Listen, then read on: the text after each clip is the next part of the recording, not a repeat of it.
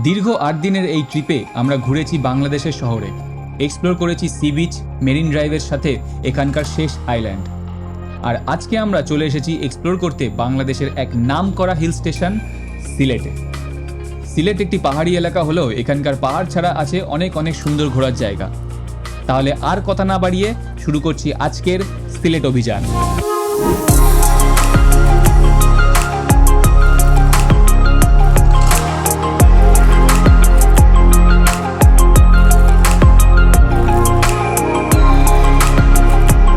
বাস থেকে নামলাম, এখন আমরা শ্যামলী বাস স্ট্যান্ডের এখানে রয়েছি।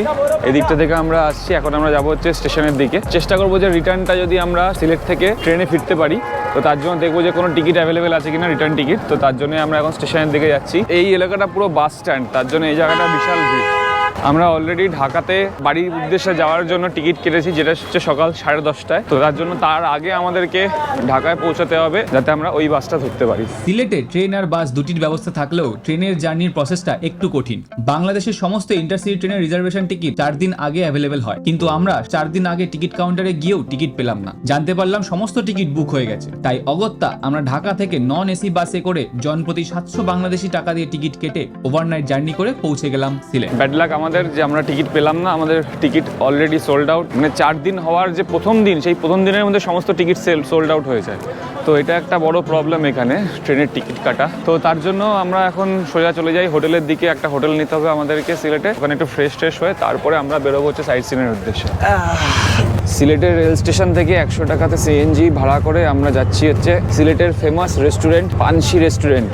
পানশি রেস্টুরেন্টের ওখানে গিয়ে আমরা হোটেল ডিসাইড করব যে কোথায় থাকবো।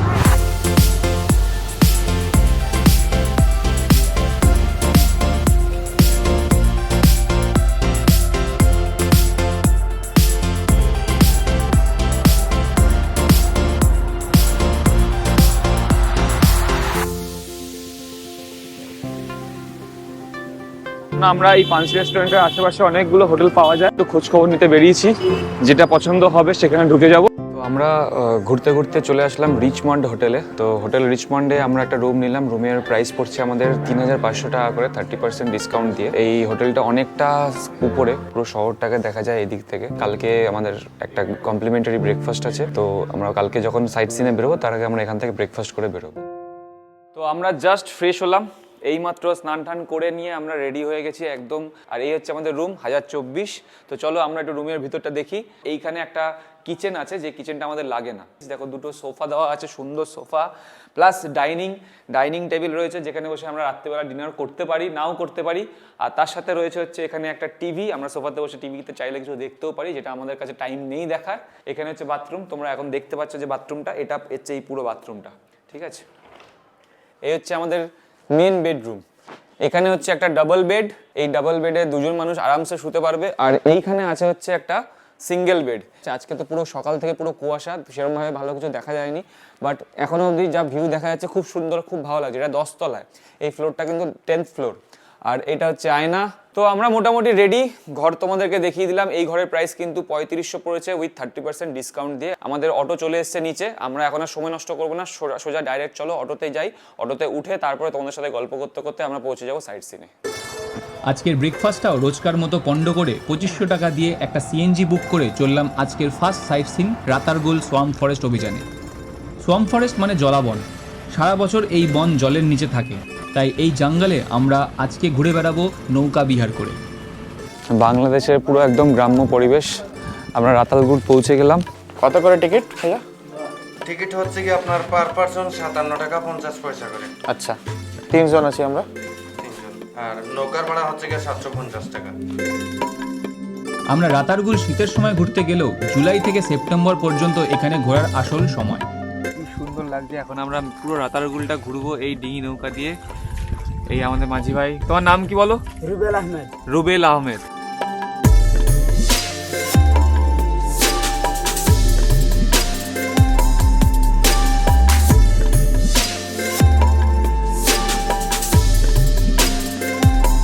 প্রথমে খালের জলে নৌকা চড়ে ততটা মজা না পেলেও জঙ্গলের ভিতরে একটু ঢুকতেই পরিবেশটা পুরো বদলে গেল। পুরো জঙ্গলটা যেন জলে ডুবে আছে, আর আমরা এই ডুবন্ত জঙ্গলে নৌকা বিহার করে বেড়াচ্ছি। শান্ত পরিবেশে নৌকার দাঁড়ের টান এক অন্য পরিবেশ গড়ে তুলেছে।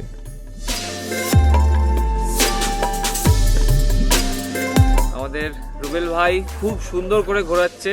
তোমরা আসলে এনার কাছ থেকে ঘুরবে কিন্তু অবশ্য করেই। ভিড় ঝঞ্ঝাট পার করে আমাদেরকে একটা সুন্দর নিরিবিলি জায়গায় নিয়ে ঘোরাচ্ছে। কিছুটা এগিয়ে রুবেল ভাই জঙ্গলের মধ্যে এক ডাঙায় আমাদের নিয়ে পৌঁছালো একটু বিরতির জন্য। বর্ষাকাল হলে এই যে এতটুকু দেখতেছেন, হ্যাঁ এই যে শিকড়টা আছে না, এতটুকু জল হয়ে যায়। আচ্ছা এই পুরা হ্যাঁ এই যে পুরা এই যে মানে আমরা যে জঙ্গলটা এটাতে ঢুকেছি এটা পুরো জলের নিচে থাকে বর্ষাকালে। ভাবা যায় মানে বর্ষাকালে যখন পুরো বৃষ্টি হয় এই মাটিটা পর্যন্ত ডুবে পুরো একটা মানুষের সমান হাইটের জল এইখানে ডুবে যায়। আর এই জঙ্গলটা দেখো পুরো, দেখো তোমাদেরকে আমি পুরো 360 ভিউ দেখাচ্ছি। আর এত সুন্দরভাবে হয়তো তোমাদেরকে ইন্ডিয়া থেকে কেউ এই জায়গাটা দেখায়নি যতটা সুন্দর আমরা দেখাচ্ছি। তো ভালো লাগলে কমেন্ট করে জানাবে, লাইক করে শেয়ার করো বন্ধুদের সাথে। দেখো দূর। আর এই হচ্ছে আমাদের রুবেল ভাই আমাদেরকে সুন্দর করে ঘোরাচ্ছে। আসলে এনার সাথে ঘুরবে, খুব ভালোভাবে ঘোরাবে।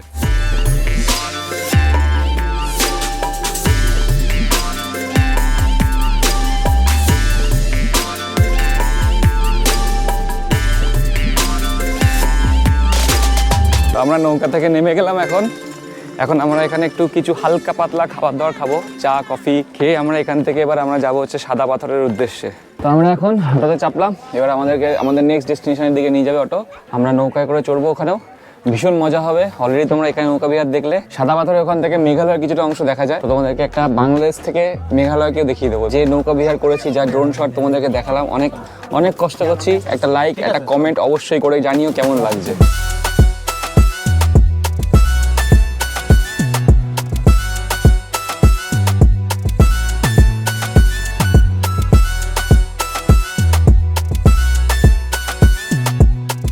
চলে এসেছি সাদা পাথরের এখানে, আর আমরা এখন যাচ্ছি নৌকা বিহারের জন্য। একবার ভিউটা দেখো তোমরা, ওই দূরে পাহাড় দেখা যাচ্ছে। ওই সাইডটা হচ্ছে আমাদের ইন্ডিয়া আর এই সাইডে হচ্ছে আমরা বাংলাদেশ। তো আমরা এখন নৌকা বিহার করতে যাব। 400 টাকা করে 3 জন নিচ্ছে। অ্যাকচুয়ালি এখানে একটু ভাড়াটা শেয়ার করে নিতে হয়। তো আমরা 3 জন আর আমাদের সাথে আরেকটা ফ্যামিলি যাচ্ছে, সবাই মিলে আমরা 800 টাকা দিয়ে নৌকাটা বুক করেছি। তো ওরা হাফ, আমরা হাফ দেবো। তো এখানে আসলে কোনো একটা গ্রুপ ধরে নেবে যাতে তোমরা ভাড়াটা শেয়ার করতে পারো। তো আমরা শেয়ার করে নিলাম, আমাদের একটু কম টাকাতেও হয়ে যাবে ঘোরাটা।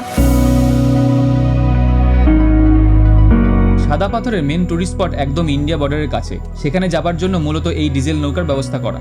আপনি যে নৌকাতে যাবেন সেই নৌকাতেই ফিরবেন, সেই হিসাবেই রাউন্ড ট্রিপের ভাড়া 800 টাকা ধরা হয়। আর নৌকা থেকে নামার আগে মাঝি ভাইয়ের ফোন নাম্বারটি সঙ্গে রাখবেন, কারণ আপনাদের ঘোরা হয়ে গেলে মাঝি ভাইকে ফোন করে ডাকতে হবে আপনাদের নিয়ে যাওয়ার জন্য। অদ্ভুত লম্বা এই নৌকা চড়ার অভিজ্ঞতা যতটাই না ভালো, তার থেকেও সুন্দর এখানকার প্রকৃতি। চলুন একসাথে আমরা পাখির চোখে ঘুরে দেখি আজকের লাস্ট স্পট, সিলেটের ভোলাগঞ্জের সাদা পাথর।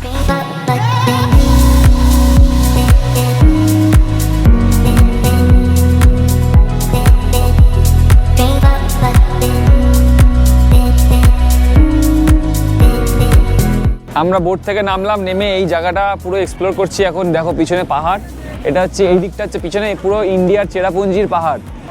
ওইখান থেকে ঝর্ণার জলগুলো আসছে, আর এই পাথরগুলো পরিষ্কার বোঝা যাচ্ছে। তো এই যে এলাকাটাকে, এই জায়গাটাকে বলা হচ্ছে সাদা পাথর, কারণ এখানে যত পাথর আছে ওই পাহাড়ের থেকে ঝর্ণার জলের বয়ে বয়ে যে পাথর এসছে সেই পাথরগুলো সব সাদা রঙের দেখতে, তাই এই জায়গাটার নাম বাংলাদেশে সাদা পাথর। নৌকার ঘাট থেকে সাদা পাথর স্পটে যাওয়ার পথেই আপনারা অনেক অসংরক্ষিত দোকান ও ফাস্টফুড কাউন্টার দেখতে পাবেন। ভারত বর্ডারের কাছে থাকা এই সব দোকানগুলিতে আপনারা অনেক ভারতীয় পণ্য সামগ্রী দেখতে পাবেন বিক্রি হচ্ছে। ঘুরতে ঘুরতে ক্লান্তি অনুভব করলে আপনারা 100 বাংলাদেশি টাকা দিয়ে এই বেঞ্চগুলি ভাড়া নিতে পারেন 3 থেকে 4 ঘন্টা হিসাবে বিশ্রামের জন্য। এছাড়াও এখানে আপনারা চাইলে এই নদীর জলে স্নান করে নিতে পারেন।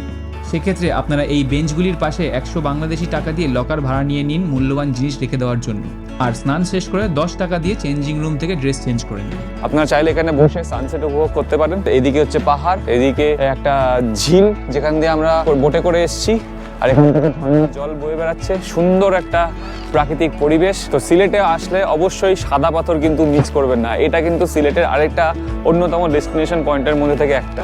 এখন বিকেল 5টা বাজে, আর 5টার সময় থেকে ওইখানে যে বর্ডারের যারা সিকিউরিটি গার্ড রয়েছে, কারণ এখানে ওই দিকটা ইন্ডিয়ার বর্ডার আর এই দিকটা বাংলাদেশের, মাইক নিয়ে অ্যানাউন্স করছে যে সবাইকে চলে যাওয়ার জন্য, কারণ আমাদের 5টা অবধি টাইম এখানে, 5টার পরে আর এখানে থাকা যায় না। তো 5টার সময় আমাদেরকে এখন বলছে আমাদেরকে জেটিতে ফিরে যেতে, ওখান থেকে আমরা আবার লঞ্চ করে আবার আমরা সিএনজির ঘাটে চলে যাব। আর এরপর আমরা মাঝি ভাইকে ডেকে তার বোটে করে ওপারে গিয়ে আমাদের চিরাচরিত লাঞ্চ সারলাম বিকেলবেলায়। আর তারপর হোটেলে পৌঁছে ব্যাগ রেখে বেরিয়ে পড়লাম সিলেটের ফেমাস পানশি রেস্টুরেন্টে রাতের ডিনার সারতে। পানশি রেস্টুরেন্ট হলো এখানকার ফেমাস রেস্টুরেন্ট, ঠিক যেরকম আমাদের কোলাঘাটের শেরে পাঞ্জাব। স্টার্টারের আইটেম থেকে শুরু করে মেন কোর্স আর ডেজার্টের রকমারি অপশন আপনার খাওয়ার ইচ্ছাকে দ্বিগুণ করে তুলবে। আমরা বিকেলে পেট ভরে ভাত খেলেও পানশিতে এসে নিজেদেরকে আর ধরে রাখতে পারলাম না। তো আমরা এখানে খাবারে অর্ডার দিলাম চিকেন বারবিকিউ চাপ, আর তার সাথে 2টো করে তন্দুরি নান। তন্দুরি নান মানে যেটা আমরা তন্দুরি রুটি খাই, এখানে সেটা তন্দুরি নান। এখানে মিষ্টিও আছে, তোমাদেরকে দেখালাম যে মিষ্টি আছে, তারপরে চা আছে, কফি আছে, পান আছে, অনেক কিছু অপশনস আছে। দেখি কোনটা ট্রাই করা যেতে পারে, যেটা বেস্ট হবে সেটাই আমরা খাবো। সবাই খাওয়া শুরু করে দিয়েছে অলরেডি। খাবার দেখতে তো ভীষণ টেস্টি লাগছে, মানে চিকেন যে চাপটা এতটাই ডিলিশিয়াস লাগছে, আমার মানে জিভে জল চলে আসছে। তো আমরা এখন ট্রাই করবো চিকেন চাপ। কেমন লাগছে সুরজিৎ? খুব সুন্দর, খুব সুন্দর। আমার লাইফে প্রথম এরকম কিছু আমি ট্রাই করলাম, খুব জুসি আর ভালো লাগছে।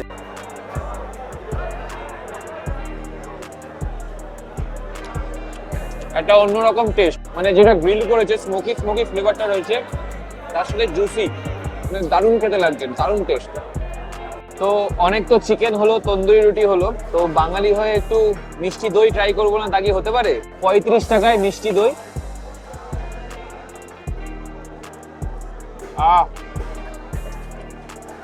সেই স্বাদ, অসাধারণ খেতে, দারুণ সুন্দর মিষ্টি। আর এরপর আমাদের আজকের পর্বের শেষ আইটেম আগুন পান আর ধন্যবাদ দিয়ে সিলেটের প্রথম দিন শেষ করলাম। দেখা হবে নেক্সট এপিসোডে। Take care, bye by.